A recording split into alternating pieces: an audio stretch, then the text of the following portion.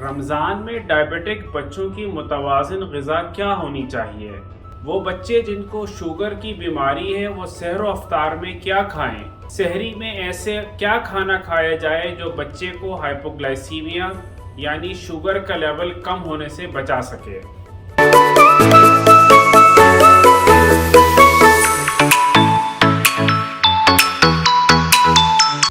السلام علیکم، doctor Noman children اینڈوکرینالوجی clinic میں خوش آمدید۔ اب سے کچھ ہی دن بعد رمضان المبارک کا مہینہ آنے والا ہے اور انشاءاللہ ہم اور ہمارے بچے اس مہینے میں روزے رکھیں گے اور رمضان کی رحمتوں سے فیضیاب ہوں گے۔ ہمارے ایسے بچے جو کہ شوگر کی بیماری یعنی کہ ڈائبٹیز کا شکار ہیں وہ بھی اس مہینے میں رمضان کے روزے رکھ سکتے ہیں اور رمضان کی رحمتوں سے فیضیاب ہو سکتے ہیں، بشرط یہ کہ وہ متوازن غذا کا استعمال کریں اور اپنے انسولن انجیکشن کے صحیح ڈوز اور صحیح وقت پر جاری رکھیں۔ رمضان میں دو اہم کھانے جو ہماری زندگی میں ہوتے ہیں وہ ایک سحری کا کھانا ہے اور ایک افطاری کا کھانا ہے۔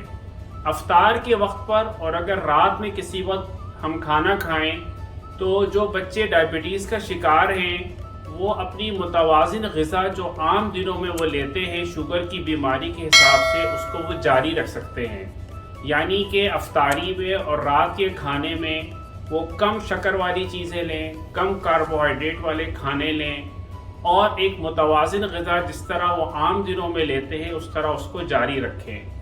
لیکن سحری کے وقت خاص کر کے ان کو اپنی ڈائٹ کا اور اپنی غذا کا اہتمام کرنا چاہیے۔ ہم جو بھی کھانے کھاتے ہیں ان میں سے کچھ کھانے ایسے ہیں جن کو ہم کہتے ہیں کہ یہ ہائی گلائسیمک انڈیکس والے ہیں اور کچھ کھانے ایسے ہیں جو کہ لو گلائسیمک انڈیکس والے ہیں۔ ہائی گلائسیمک انڈیکس کا مطلب یہ ہے کہ ایک ایسا کھانا جو فوری طور پر خون میں شامل ہو کر بلڈ شوگر کا لیول بہت ہائی کر دیتا ہے اور اس کے بعد تیزی کے ساتھ بلڈ شوگر لیول جو ہے وہ جسم میں کم ہو جاتا ہے۔ اس کے برعکس لو گلائسیمک انڈیکس وہ کھانے ہیں جو کہ آہستہ آہستہ بلڈ کے اندر شامل ہوتے ہیں اور خون کے اندر شکر کا لیول آہستہ آہستہ بڑھتا ہے اور پھر خاصی دیر تک خون کے اندر شکر کا لیول جو ہے وہ ہائی یا نارمل مینٹین رہتا ہے۔ اس لیے سحری کے وقت پہلی چیز اس کا اہتمام کیا جانا چاہیے وہ یہ کہ سحری آخر وقت میں کی جائے۔ وہ بچے جن کو ڈائبٹیز ہے یا وہ بڑے بھی جن کو ڈائبٹیز ہے وہ آخر وقت میں سحری کریں تاکہ ان کے بھوکا رہنے کا دورانیہ کم سے کم ہو۔ اس کے بعد سحری میں اپنے کھانے میں ان چیزوں کو شامل کریں جو کہ لو گلائسیمک انڈیکس ہے۔ اس میں سب سے کامن چیز ہم استعمال کرتے ہیں وہ روٹی ہے۔ روٹی اگر براؤن ہول سیڈ ہو تو وہ جو ہے لو گلائسیمک انڈیکس ہے اور وہ جسم میں آپ کے خون کے لیول کو دیر تک مینٹین کر سکتی ہے۔ اس طرح دودھ کے جو پروڈکٹس ہیں اس میں دودھ ہو یا دہی ہو، اس کے بعد دالیں اور دلیا پورج اگر سحری میں کھایا جائے تو یہ بھی دیر تک جسم میں بلڈ شوگر لیول مینٹین کر سکتا ہے۔ پھل بھی لو گلائسیمک انڈیکس ہیں جن میں آسانی سے اویلیبل سیب ہے، ناشپاتی ہے، یہ وہ پھل ہیں جو کہ لو گلائسیمک انڈیکس ہوتے ہیں۔ اس کے بعد ویجیٹیبلز کا استعمال کیا جائے، جو سبزیاں ہیں جو ہم سلاد میں کھاتے ہیں یہ بھی لو گلائسیمک انڈیکس ہیں۔ اس کے بعد نٹس کا استعمال اگر کیا جائے تو یہ بھی لو گلائسیمک انڈیکس ہے۔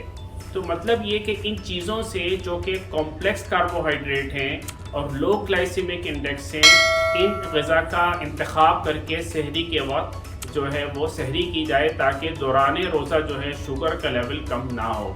اس کے برعکس وہ کھانے جو ہائی گلائسیمک انڈیکس ہیں یا کہ پلین کاربوہائیڈریٹ ہیں جو کہ زیادہ تر پروسیس فوڈ ہوتے ہیں جیسے کہ چپس ہیں، سیریل ہے، آلو کی چیزیں ہیں، وائٹ رائس ہے، وائٹ بریڈ ہے، جوسز ہیں، یہ پلین شوگر ہیں اور ہائی گلائسیمک انڈیکس ہیں، فوری طور پر خون میں شامل ہو کر شوگر کا لیول بڑھا دیتی ہیں اور اس کے بعد پھر تیزی کے ساتھ شوگر کا لیول کم ہو جاتا ہے۔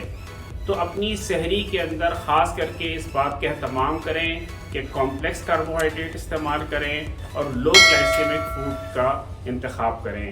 انشاءاللہ اس کے نتیجے میں آپ کے بچے کی شوگر کا لیول روزے کے دوران کم نہیں ہوگا اور اپنے روزوں کو مکمل کر سکے گا۔ بہت شکریہ۔